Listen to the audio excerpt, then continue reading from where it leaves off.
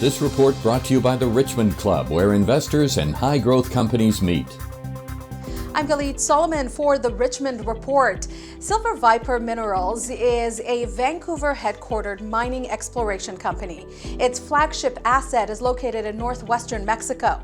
We sat down with the company's CEO, Steve Cope, to find out why now is the time to invest in this stock.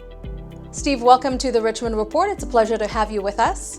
It's a pleasure to be here. We're going to begin with an overall perspective. That's how we like to get into these interviews. Tell us in about 30 to 45 seconds about Silver Viper and your main asset.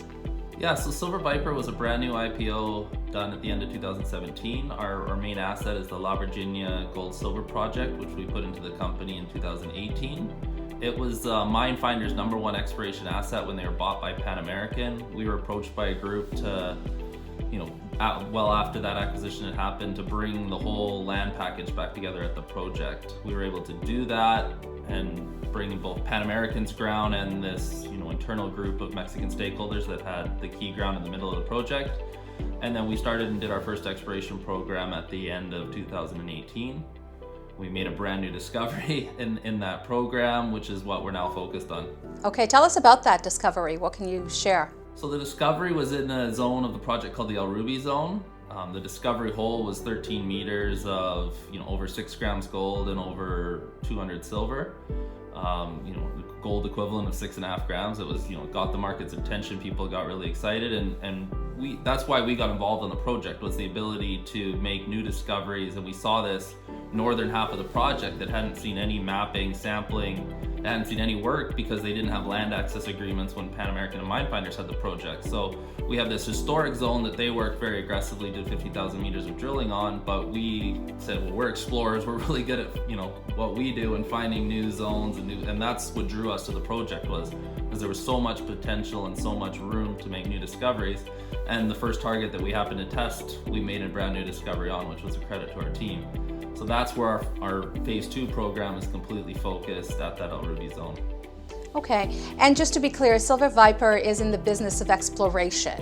Very much. Our model is to take something that's somewhere along the exploration timeline, whether that's something that's never been drilled. We'll take it as far as a feasibility study, and then we look to vend off the project to one of the major mining companies. We only get involved with projects that we think have the potential to grow to something that one of the major miners are interested in. So for us, that threshold is either 1 million ounces gold equivalent or 100 million ounces silver equivalent. Okay. And Steve, as you know, we've talked about this offline. At the Richmond Report, we specifically address potential investors.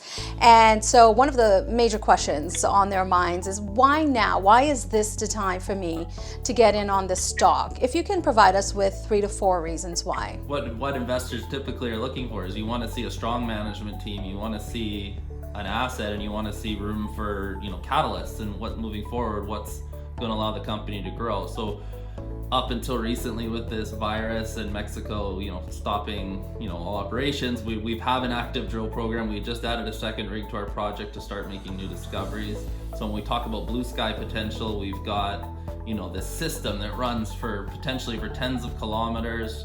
We're just getting started at El Ruby. We've defined 400 meters of strike length so far, but we're open along strike, we're open at depth. We've identified multiple new anomalies, so we've got all sorts of blue sky potential to grow.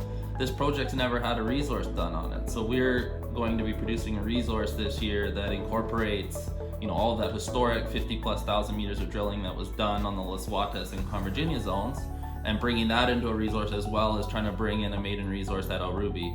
So there's a major catalyst moving forward of a first resource, and then hopefully follow-up resources on the back end of that. But like you say, you have active drill results. You've got a very tight share structure and management that's very involved and active in the market and buying the stock. Management owns 28% of this company. So you've got a great asset, you've got lots of potential, and you've got a very tight share structure and strong management group that's done this in the past. Our geologists have combined 150 years experience working all over the world.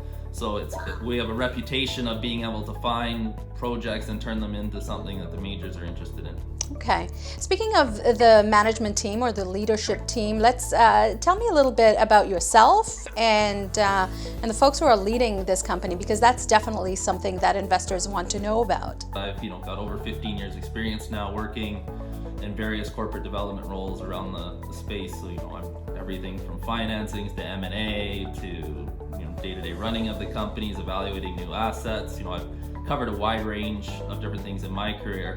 And I think, part of what I mentioned there was coming back to the Belcara group. And one of the advantages that our team has and our group is that we are a group. We have 3 public companies under our management right now. But what that allows us to do is have 4 senior geologists within the group with over 150 years experience working, like I said, all over the world.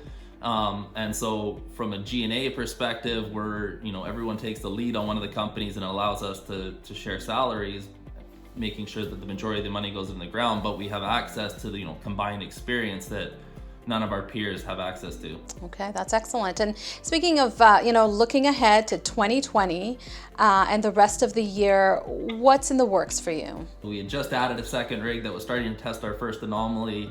It got 4 holes into that new anomaly, but we had to pause our drill program. The rigs are staying on site, ready to get back working. The second that we deem it safe for our workers down in Mexico and our staff that goes back and forth between Canada and Mexico for us to resume operations. So a lot of it is going to be dependent on timing of when we can get back down there. But our original plan was, if we could continue to drill steadily, we were going to be producing a resource sometime in Q3.